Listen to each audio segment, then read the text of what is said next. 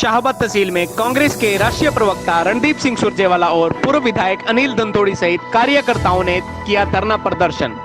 जी हां, आपको बता दें कि हरियाणा सरकार के किसानों को धान न लगाने के फैसले को लेकर धरना प्रदर्शन किया।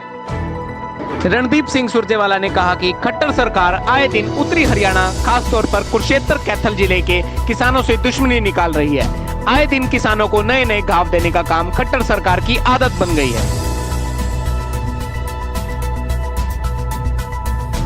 विधायक ने तो भारतीय किसान यूनियन के धरने में कह दिया कि धान लगाइए, हम आपके साथ खड़े हैं, तो उस पर आप क्या कहेंगे?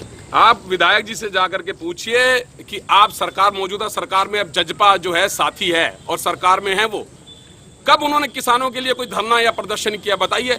आज वो सरकार में इस्तीफा दे। मैं मांग करता हूं कि यहाँ के जो विधायक हैं, विधायक जी, या तो आप, अगर आप ये कहते हैं कि मैं उनके साथ धान लगवाइए, तो आप इस्तीफा दीजिए सरकार से अपना इस्तीफा वापस लीजिए।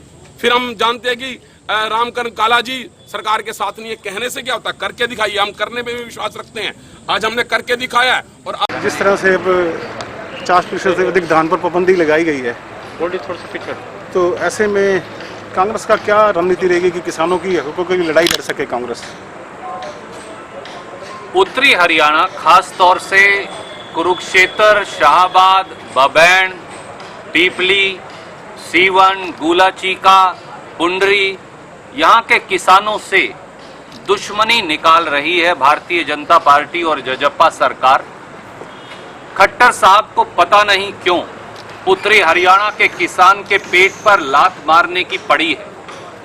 अंग्रेज की सल्तनत ने भी कभी ये नहीं कहा किसान को कि वो अपने खेत में क्या उगाए, क्या लगाए। जमीन मेरी, बाप दादा की जमीन, मलकियत मेरी। खट्टर साहब कैसे बताएंगे कि उस जमीन में मैं धान की खेती करूं या ना करूं? किसान के साथ इससे बड़ी जुल्म और जाति हो ही नहीं सकती। और शाहबाद के तो हमारे साथी जानते हैं कि दादूपुर नलवी रिचार्ज कैनाल, जिस पर 450 करोड़ रुपया खर्च हुआ और जिसे कांग्रेस पार्टी की सरकार ने 2000 एकड़ जमीन एक्वायर करके बनाया था।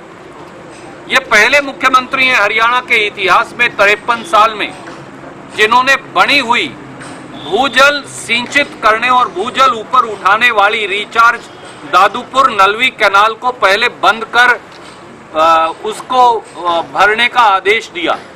और उसके बाद अब कुरुक्षेत्र और कैथल के किसान को ये कह रहे हैं कि तुम अपनी मलकियत की जमीन के अंदर आप धान की खेती नहीं कर सकते।